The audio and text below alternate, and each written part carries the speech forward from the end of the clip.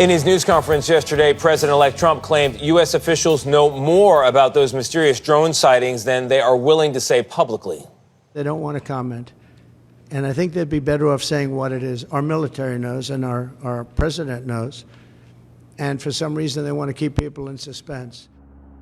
Intriguing remarks there, as hundreds of drone sightings have been reported in at least 6 states now, and the FBI has received more than 5,000 at latest count tips on reported drones in just the past few weeks. So what does the government know? Earlier this morning, we spoke with White House National Security Communications Advisor John Kirby.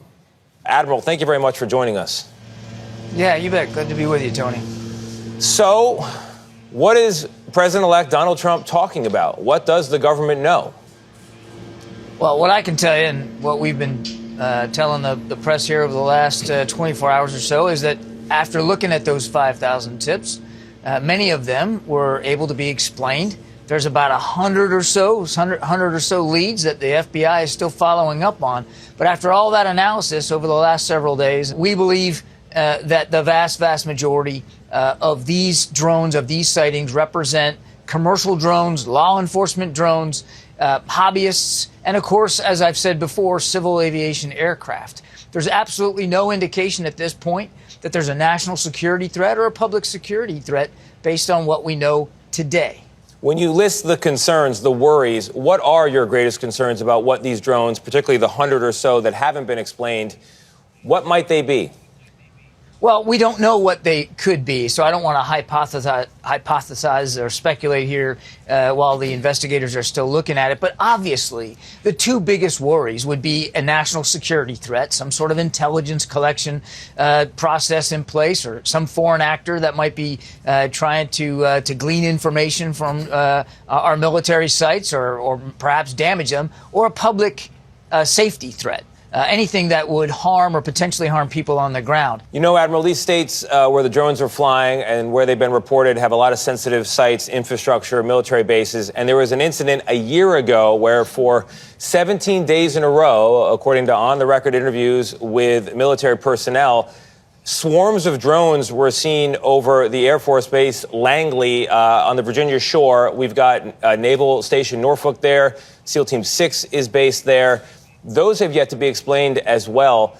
That's concerning for people. When you hear that, what do you think about these latest sightings?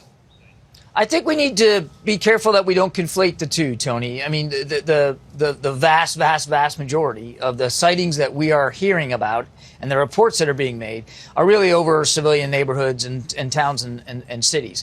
There is still a valid concern over U.S. military bases and infrastructures and facilities throughout the country. And there have been sightings and reportings of unmanned systems flying in or near or even around that restricted airspace. And that is something that the Defense Department takes very, very seriously.